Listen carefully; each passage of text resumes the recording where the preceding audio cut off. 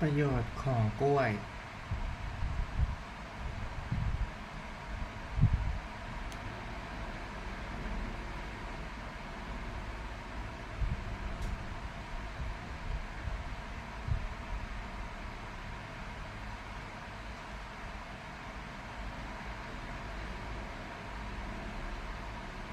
ประโยชน์ของกล้วย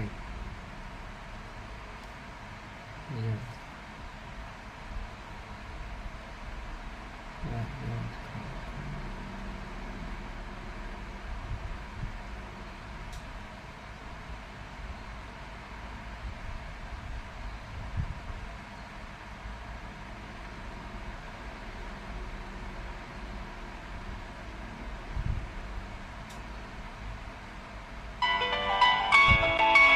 เตรียมกล้วยมาเยอะมากแต่กล้วยเนี่ยปกติก็ประมาณนี้แต่นี่ใหญ่มากนะคะดูเปรียบเทียบไซส์ก็คือว่าถ้าเรากินลูกขนาดนี้เนี่ยไม่ไหวนะอันนี้กินสำหรับ3 คนถ้ากินอย่างนี้ทั้งลูกเช้าเย็นนี้อ้วนแน่อันนี้กล้วยนี้เขาเรียกว่ากล้วยหอมนะพวกเรารู้จักดีนะประโยชน์ของเขากล้วยทุกชนิดประโยชน์เหมือนกันหมดนะคุณป้าแต่ว่าประโยชน์เฉพาะเรื่องกล้วยหอมนี่เลยคือเขากินตอนสุกเขามีน้ำตาลที่ย่อยเยอะกว่ากล้วยอื่นๆ2 เท่านิดหนึ่งนะเพราะฉะนั้นก็กินต้องระวังอย่ากินเยอะเกินไปแล้วมันจะอ้วนได้นะทีนี้ประโยชน์ที่สำคัญที่สุดเลยคือเราใช้ในการรักษาโรคคนที่อยากเลิกบุหรี่ใครที่อยากเลิกบุหรี่นะในห้องนี้ไม่มีแล้วเนี่ยเขาจะลดฤทธิ์ของนิโคตินในบุหรี่ลงไปก็จะทำให้เราเลิกบุหรี่ได้ง่ายขึ้นนะแล้วอีกอันหนึ่งก็คือบุหรี่ที่ปวดท้องประจำเดือนกล้วยหอมช่วยได้เราจะกินช่วงที่ประจำเดือนก่อนมาวันหนึ่งแล้วก็ถ้ามันมาแล้วป่วยก็กินเช้าครึ่งลูกเย็นครึ่งลูกเช้าลูกเย็นลูกก็ได้ก็จะช่วยเรื่องของนี้ได้นะอันนี้เป็นกล้วยหอมนะครับกล้วยหอมน้ำตาลค่อนข้างจะเยอะนี่ต้องเลือกเวลากินไหมคะต้องคือเราอย่ากินเยอะเท่านั้นเองกล้วยหอมนี่อย่างที่สำคัญคือต้องกินตอนสุกถ้ากินตอนดิบๆเดี๋ยวมันจะปวดท้องมันย่อยยากมันจะเป็นลมอยู่ในท้องนะพอมันแป้งแล้วมันย่อยยากค่ะอันนี้อย่างเดียวอย่างเดียวนะกล้วยที่2คืออันนี้ก็คือกล้วยไข่นะกล้วยไข่อันนี้ก็กล้วยบ้านเรานะคะปลูกเองก็ได้ครับปลูกได้ครับกล้วยไข่นี่ประเทศจีนเขาเรียกกล้วยทองนะเพราะเขาถือว่ากินแล้วเงินทองไหลมาเทมาเป็นกล้วยมงคลขายดีมากเป็นในเมืองจีนนี่กล้วยอย่างอื่นขายไม่ค่อยได้เข้ามาจากเมืองไทยต้องกินกล้วยทองเขาเรียกกล้วยทองมีประโยชน์สูงมากในการต้านมะเร็งเขามีเบต้าแคโรทีนและสารต้านอนุมูลอิสระสูงมากนะเพราะฉะนั้นเมืองจีนเขาก็กลัวเป็นมะเร็งเขาก็ซื้อไปกินกันแล้วอย่างนึงกินไปแล้วเนี่ยลดริ้วรอยหน้าชะลอวัยก็จะทำให้เราแก่ช้าลงห้องนี้ไม่มีใครต้องใช้นะไม่นะหรือว่าเลยไปแล้วไม่ใช่นะกินได้ตลอดแล้วก็จะทำให้ริ้วรอยบนใบหน้านี่ลดลงนะกล้วยไข่นี่กินตอนสุกมากๆเลยหรือเปล่าต้องกินตอนสุกเพราะว่าถ้ากินห่ามๆมากๆมันเป็นลมอยู่ในกระเพาะเราแล้วสำคัญคือกล้วย2 อย่างนี้มีลักษณะเฉพาะนิดคือก้านเขาจะสั้นนะไม่เหมือนกล้วยน้ำว้าก้านยาวเพราะฉะนั้นเวลาเราจะแยกยากมากแล้วถ้าเราซื้อกล้วยมาขนาดนี้เนี่ยกรุณาอย่าไปวางมันอย่างนี้นะต้องรีบแยกออกจากไม่งั้นข้างล่างนี่เน่าแล้วเนี่ยวางทับกันน้ำหนักลงมาช้ำเลยนะนั้นเราก็ต้องตัดมันออกมาแล้วก็ตัดด้วยมีดดีกว่าเพราะว่ามันก้านมันสั้นมากนะฮะเราก็ตัดแล้วก็วางไว้เพื่อลดน้ำหนักที่จะกดทับไม่ให้มันกดทับกันและกันอันนี้ก็เป็นวิธีการที่เราจะถนอมกล้วยถึงแม้มันจะเหลืออย่างนี้ถ้าตัดวางนี่มันจะช้ำช้าลงเยอะนะอันนี้ก็เป็นวิธีการที่เราจะดูแลกล้วยไข่กับกล้วยหอมก็คือต้องแบ่งออกจากหวีนี่ถ้าเราวางนี่นะเดี๋ยวเย็นกินไม่ได้แล้วไอ้ข้างล่างนี่ช้ำหมดแล้วเนี่ยเริ่มช้ำแล้วนะเดี๋ยวเราต้องแบ่งออกตัดออกมาเลยนะคะแล้วถ้าอยู่คนเดียวเนี่ยทั้งหวีเนี่ยกินไม่หมดแน่นอนค่ะต้องพอตัดมาเสร็จแล้วก็เอากระดาษห่อใส่ตู้เย็นเหมือนกับกล้วยน้ำว้านี่แหละครับก็จะเก็บไว้ได้นานกล้วยอีกอันหนึ่งที่เราอยากแนะนำสำหรับวันนี้ก็คือกล้วยเล็บมือนางนี่อันนี้เล็บมือนางนะจิ๋วแต่แจ๋วใช่ไหมคะกินแล้วหวานกินตอนดิบก็ไม่อร่อยฝาดปวดท้องได้ก็กินตอนสุก เหมาะสำหรับหลังเล่นกีฬานะมันจะช่วยให้การหิวกระหายเนี่ยลงไปเลยเพราะน้ำตาลก็สูงถึงจะเล็กๆเนี่ยจิ๋วแต่แจ๋วนะเรากินตอนสุกเหมือนกันถ้ากินตอนน้ำหามก็จะฝาดแล้วก็จะปวดท้องได้นะอันนี้เป็นเล็บมือนาง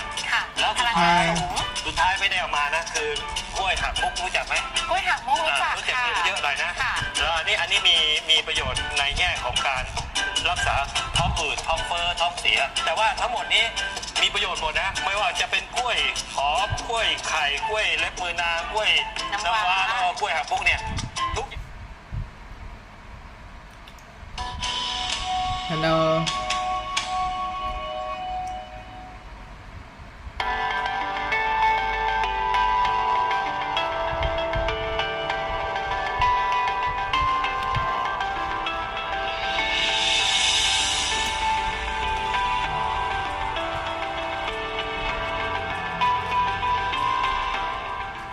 Welcome everyone to a closer look, where today we're going to take a closer look at stem cells and human longevity. I'm Robert Signer. I'm an associate professor in the Division of Regenerative Medicine and the Deputy Director of the Sanford Stem Cell Discovery Center, which is part of the Sanford Stem Cell Institute here at UC San Diego. And I'm here today to take you on an adventure. Now, our adventure is to discover what many of us before have been looking for.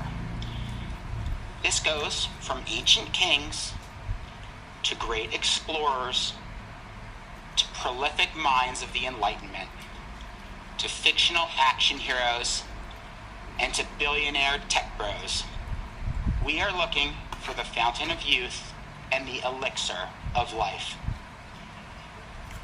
But our adventure won't involve circumnavigating the globe. It won't involve bathing in magic waters or trekking through booby-trapped jungles. No, our adventure is going to be right here. Because in each and every one of us, deep inside our bones, hidden within the inner workings of our stem cells, I believe is the fountain of youth. Now, before we set off on this adventure, let's talk about the mission of this adventure. Now, when we're looking for the fountain of youth, well, sure, we all want to live to put more candles on that birthday cake. But I think what we really want is to be sure that we have the health, the strength, and the gusto to blow out all those candles along the way. And so our mission is to extend human health span.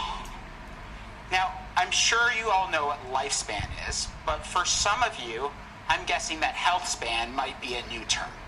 So I want you to think of health span as the time that we live free of major diseases. That is, the time in which our lives in which we're healthy. Now, lifespan is easy to quantify. In the United States, expected lifespan is about 79 years. Health span, however, is a little harder to put a number to, but people have been trying. Now, one recent study looked at the incidence and average onset of all major diseases, and they estimated that health span in the United States is about 63 years. When I heard that, two things jumped out at me. One, 63 is not very old.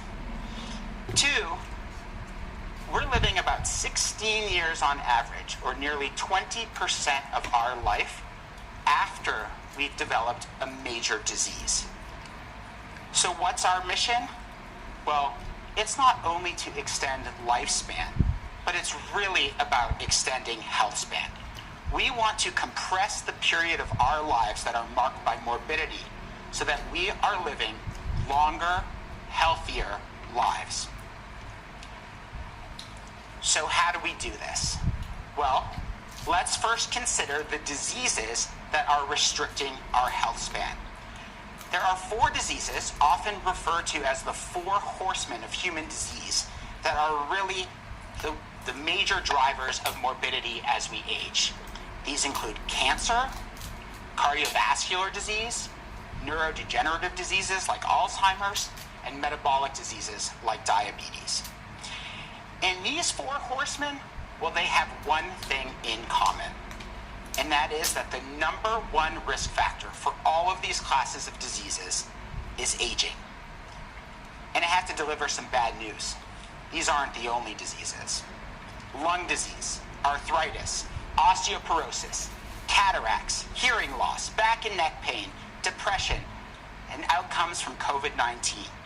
Every single one of them, the leading cause is aging. And the incidence of all of these diseases doesn't just go up with age, it goes up exponentially as we get older. In fact, by the time we turn just 28 years old, aging is the #1 risk factor for disease and death. And so what do we do about it? What do scientists and physicians, what do they do? What's the approach? Well, the approach has always been, if these diseases are causing the problem, we have to treat or prevent these diseases. And so we've done this in a very disease-focused way. We have research that focuses on cancer. We have research that focuses on Alzheimer's disease. We have research that focuses on cardiovascular disease and diabetes. But I think it's time for us to change this paradigm. If we can understand and treat the main cause of these diseases, that is, we can treat aging, well, maybe we have the opportunity to prevent multiple age-related diseases. And I believe that the key to doing this lies in stem cells. So what are stem cells? Well, stem cells that I'm going to be talking about today are very rare cells that exist in each and every one of us in various tissues. And stem cells have 2 superpowers.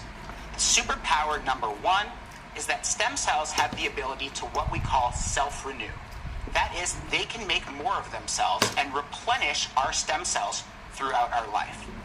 Superpower number 2 for stem cells is they have the ability to what we call differentiate. That is, they are a blank slate and they can produce all of the different types of specialized cells that exist within a given tissue. Now, the major type of stem cell that I'm going to be talking about today and that we work on in my laboratory are called hematopoietic stem cells. These are blood-forming stem cells that live in our bone marrow. Now, these stem cells, as I said, contain this superpower of self-renewal, and they differentiate to give rise to all of our different types of blood cells. This includes things like red blood cells and platelets, but also all of the white blood cells of our immune system. The problem is that as we age, those stem cell superpowers start to wane. And this happens in a few different ways. The first affects the power of self-renewal. Sometimes stem cells lose their ability to self-renew. As we age, this leads to a loss of stem cells and ultimately a loss of their ability to produce all of these other types of blood cells. Now, in the blood, this can lead to disorders like anemia, clotting deficiencies, and immune dysfunction. Now, the opposite of this can happen too. Stem cells can lose control of their ability to self-renew, or other cells learn to hijack stem cell self-renewal activity. When this happens, we lose control of our growth of those cells, they overgrow, and this drives the development of cancer. But it's not just self-renewal that goes awry with aging, it's also differentiation.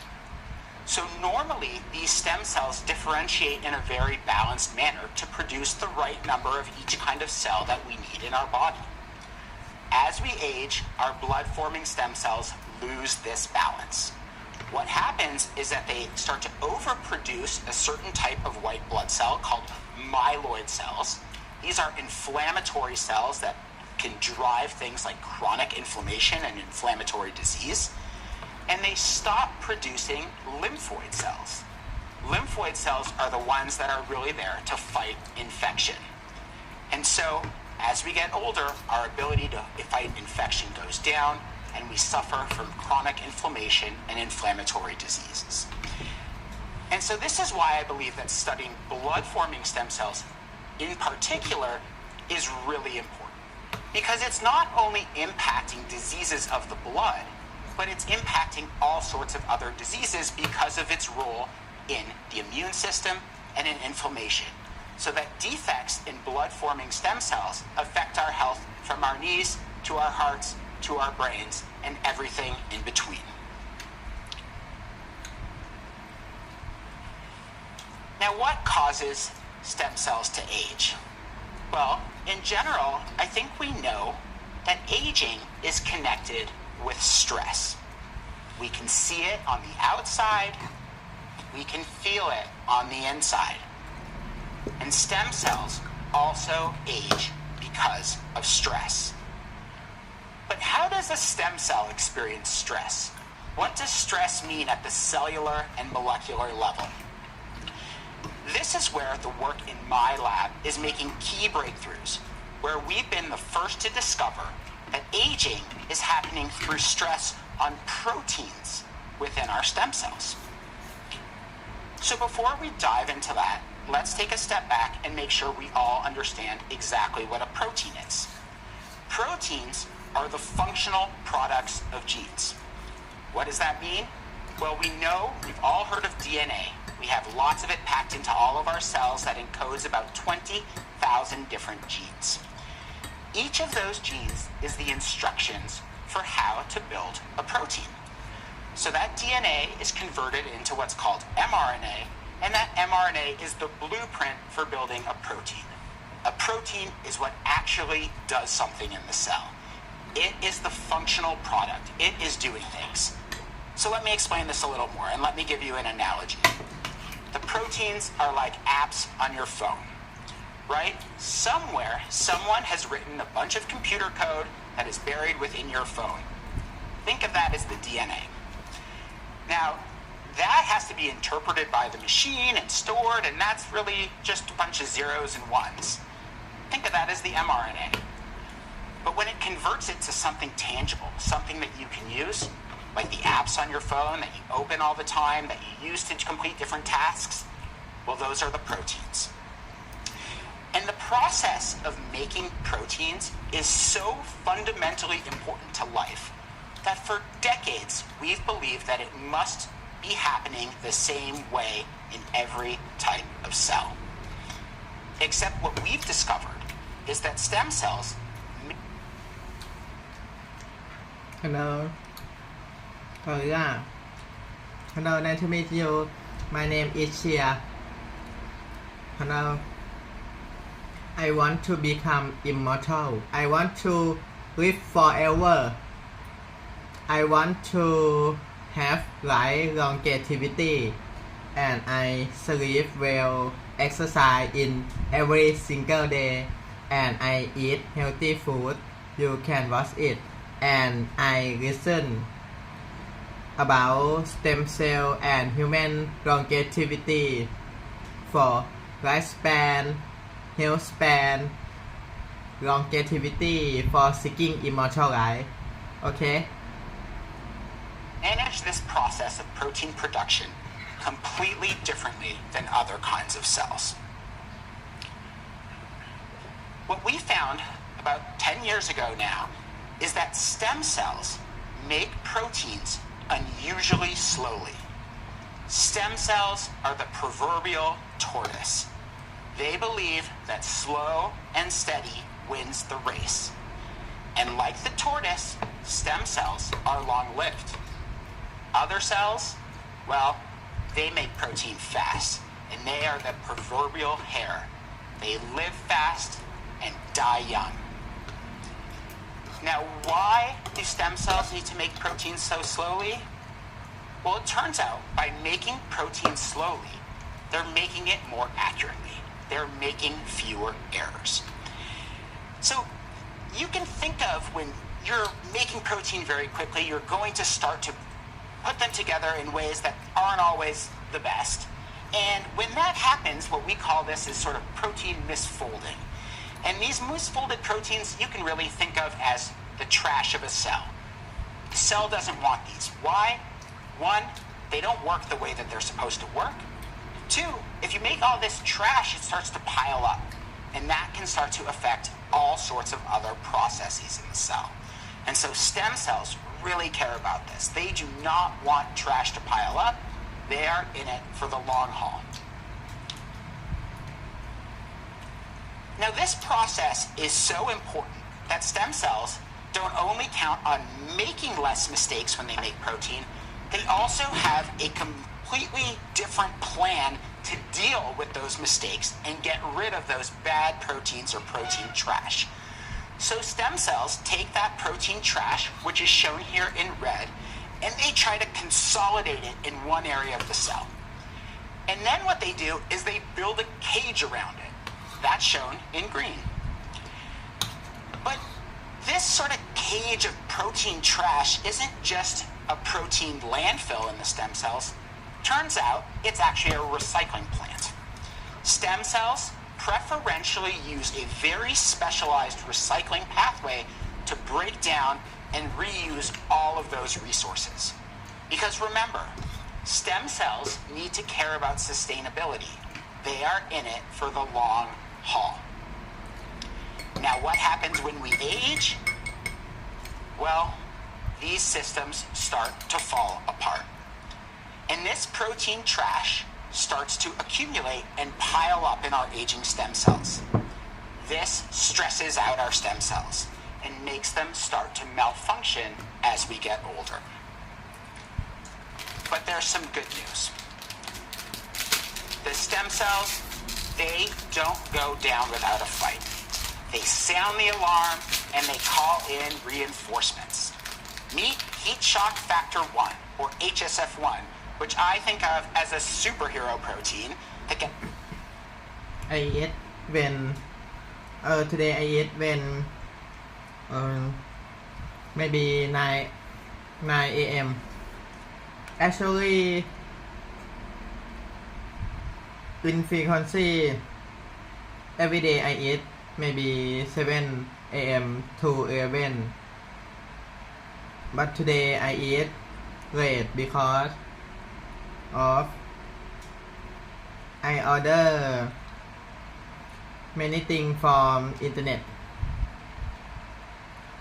and I eat this in the morning, but not every day.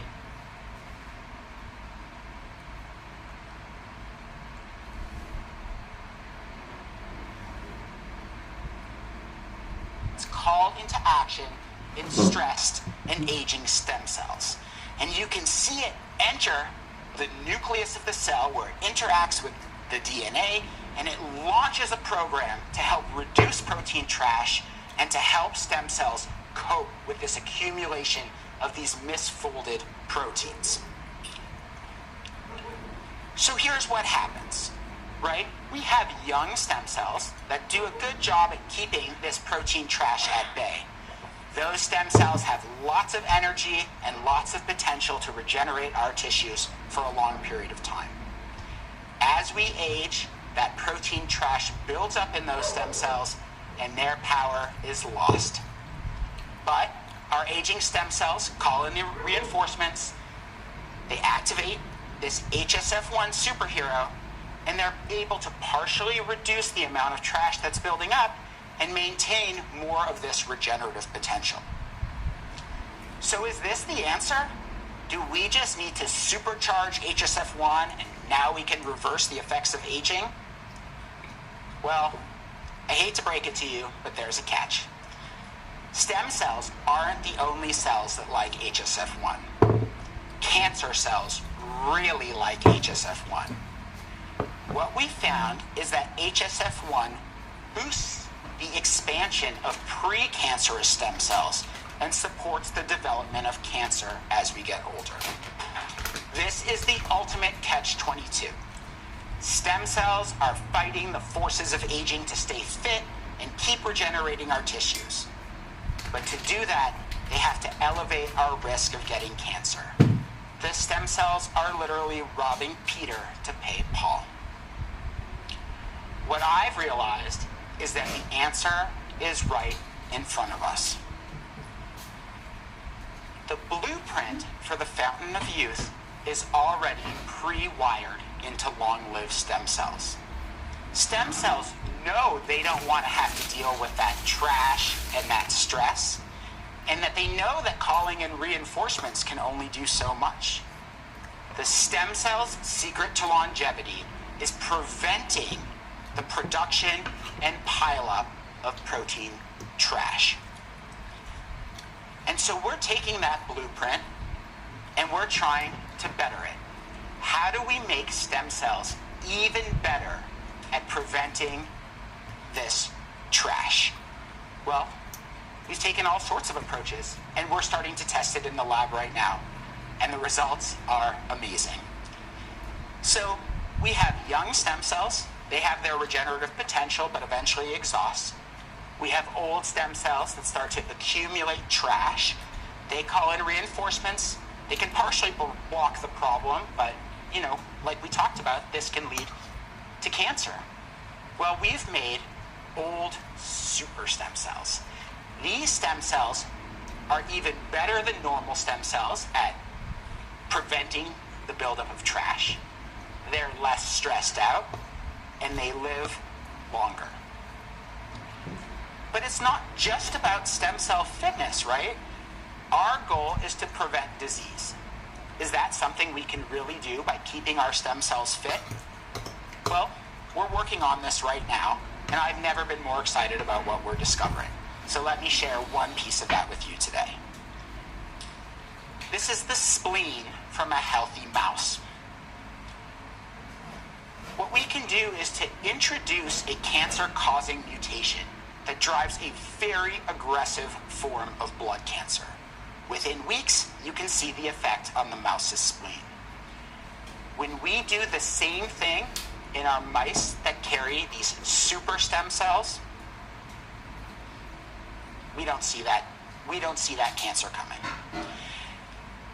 And so, maybe we have found the fountain of youth. Maybe it really does exist within each of our stem cells and providing us the path forward. When we do it, is that something we can really do by keeping our stem cells fit? Well, we're working on this right now, and I've never been more excited about what we're discovering. So let me share one piece of that with you today. This is the spleen from a healthy mouse. What we can do is to introduce a cancer-causing mutation that drives a very aggressive form of blood cancer. Within weeks, you can see the effect on the mouse's spleen. When we do the same thing in our mice that carry these super stem cells, we don't see that cancer coming. And so, maybe we have found the fountain of youth. Maybe it really does exist within each of our stem cells and providing us the path forward. That preventing the accumulation of trash is the key to long health and long life. As Benjamin Franklin said, an ounce of prevention is worth a pound of cure. Let me take a moment to thank my really incredible and brilliant team that's been working on all of this research. I'm very fortunate to work with them every single day, as well as our many collaborators, and of course our sources of funding that support our work. Thank you for listening.